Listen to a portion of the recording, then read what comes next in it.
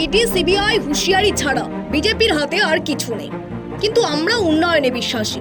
আমাদের হাতে police, CID, IB আছেন। এসব সমাধান নয়।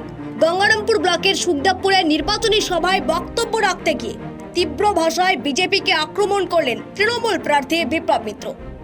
চৈত্রের দাবদাহে প্রায় ঘরবন্দি হবার দশা। দুপুরের পর থেকে রাস্তাঘাট প্রায় ফাঁকাই হচ্ছে, তবুও ভোট প্রচারে খামতি রাখছেন না কোনো দলের প্রার্থীরা। বৃহস্পতিবার প্রখর রোদকে মাথায় নিয়ে গঙ্গারামপুর ব্লকের সুখদেবপুরে ভোট প্রচারে হাজির হন বালুরঘাট লোকসভা কেন্দ্রের তৃণমূল প্রার্থী বিপ্লব মিত্র। সুখদেবপুর হাটখোলায় হাজির হয়ে কালী মন্দিরে পুজো দেন তিনি। এরপর নির্বাচনী সভা করেন। বিপ্লববাবুর সঙ্গে প্রচারে বেরিয়েছিলেন কুসুমন্ডির বিধায়ক রেখা রায় সহ আরও অনেকেই। সুখদেবপুর হাটখোলায় নির্বাচনী সভা থেকে বিজেপি ও বামকে কটাক্ষ করেন। বক্তব্য রাখতে গিয়ে বালুরঘাট লোকসভা কেন্দ্রের তৃণমূল প্রার্থী বিপ্লব মিত্র জানিয়েছেন, আর ভোট দেওয়া উচিত। যারা এর আগে ভোটে 19 সালে ভোট দিয়েছেন ভুল হয়েছে। এবার ভুল করেও যাতে এই মানুষটাকে ভোট না দেন, কারণ এই মানুষটা আসলে আপনাদের ছেলে মেয়েদের সমস্ত ভবিষ্যৎ শেষ করে দিয়ে যাবে।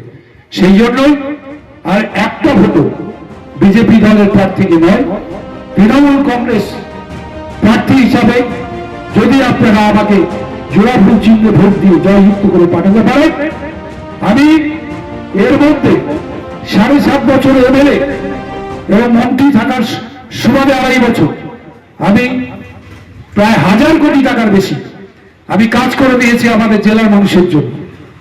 যত স্কুল, কলেজ, ইউনিভার্সিটি, এই যে রাস্তা, পানীয় জল, এগুলো সব আমার চেষ্টাতে আপনার হয়েছে। আমার দল সেখানটা করে দিয়েছে।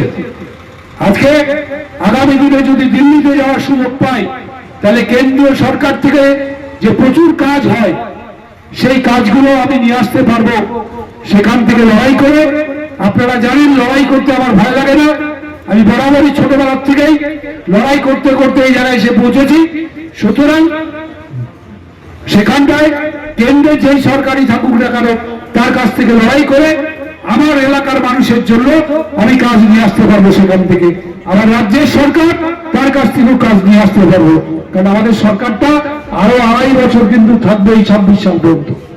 সুতরাং ভোটটা সবাই মিলে জোড়া ফুল চিহ্নে দেবেন, যাতে আপনাদের আরো কাজ করতে পারি, ছেলে মেয়েদের জন্য কাজ করতে পারি আপনাদের, এবং তাদের যাতে ভালো করতে পারি, তার জন্য আপনারা আমাদের সমর্থন দেবেন। এই কথাগুলো বলে সবাইকে আমার ধন্যবাদ। দক্ষিণ দিনাজপুর থেকে সীমান্তের কথার বিশেষ রিপোর্ট।